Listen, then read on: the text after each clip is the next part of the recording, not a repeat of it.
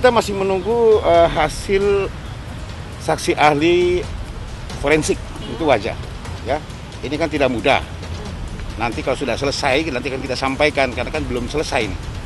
Apa hasilnya seperti apa? Itu memang dari pagi kan sudah kita laksanakan kegiatan, tapi kan ini kan nggak bisa bilang satu hari langsung jadi, harus pelan-pelan. Pokoknya aku ini sih kayak nggak mau bikin runyam semuanya. Kalau kayak gitu, yang mukanya kayak aku juga banyak kan.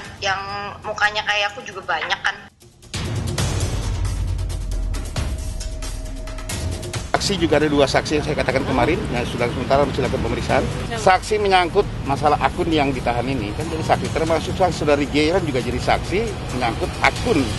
2 akun yang masif yang sekarang sudah dilakukan penahanan untuk kelengkapan berkas perkara. Saksi ahli itu ada 3, kemudian saksi pelapor dan saksi ini ada 2, ya.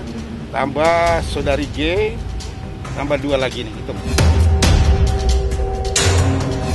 Ini kan masih materi penyidikan, biar nanti ya tenang-tenang aja dulu ngikutin prosesnya. Ini juga namanya kan belum disebut oleh penyidik, pasti penyidik juga punya maksud lah, tujuan kemana supaya nanti bisa terbuka. Untuk pasal 27 ayat 1 dan untuk pasal 45 ayat 1 itu ancaman pidananya 6 tahun.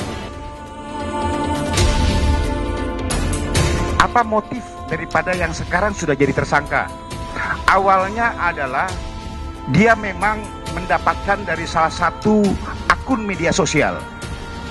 Ya, kedua-duanya ini. Akun media sosial. Dia dapat video itu, kemudian dia men-sharekan secara masif. Untuk apa? Pengakuannya dia untuk menaikkan followersnya dia. Dua-duanya. Yang kedua, untuk mengikuti kuis.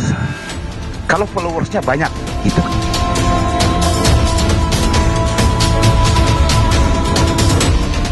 Sebenarnya semua orang juga bisa kena, ya kan? Kan kalau misalnya kita melihat bagaimana kasus ini bisa mencuat kan karena dari satu menyebar ke satu, menyebar yang lain, menyebar yang lain, dan istilahnya seperti itu. Dan harapan kita memang ini nggak berhenti sampai di situ aja, nggak berhenti sampai di MN ini aja, tapi ke atasnya lagi dong, ya kan? Yang benar-benar yang memiliki niat untuk menyebarkan itu. Klien kami sangat menyesali apa yang sudah terjadi sebetulnya. Jadi beliau juga sudah membuat surat permohonan maaf ya. Ini sudah ada ditandatangani juga oleh saudara MN selaku tersangka dalam proses ini. Menjadi pertanyaan oleh publik sebenarnya ketika misalnya pihak Polri baru menetapkan tersangka orang-orang yang diduga menyebarluaskan. Kenapa tidak yang memproduksi dulu? Kenapa tidak yang membuat dulu yang kemudian ditetapkan sebagai tersangka? Karena justru orang bisa menyebarkan bahwa ini direkam oleh kamera ponsel yang bersangkutan. Berarti disimpan di dalam perangkat milik pribadi yang bersangkutan.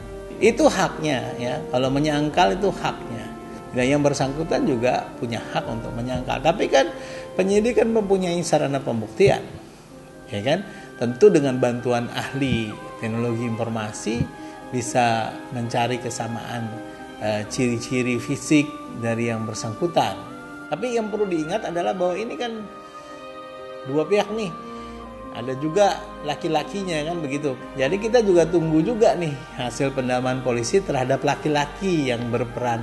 Itu karena dia juga bisa membuktikan sebenarnya siapa perempuan dan laki-laki yang ada di dalam video tersebut. Jadi orang menyangkal boleh, tapi penyidik pasti mempunyai cara untuk membuktikan bahwa itu adalah orang tertentu. Bisa yang bersangkutan, bisa orang lain.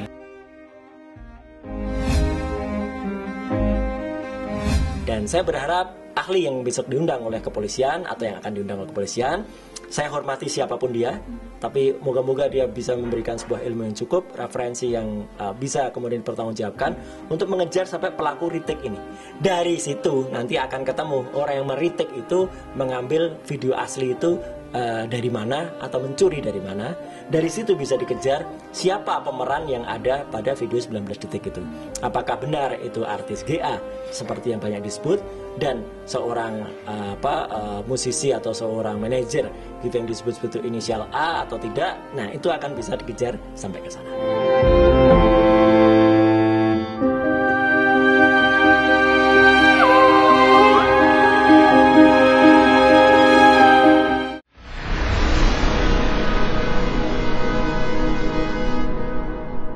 Jadi jangan lupa untuk subscribe Cumi Cumi. Ditekan ya tombol lonceng merahnya.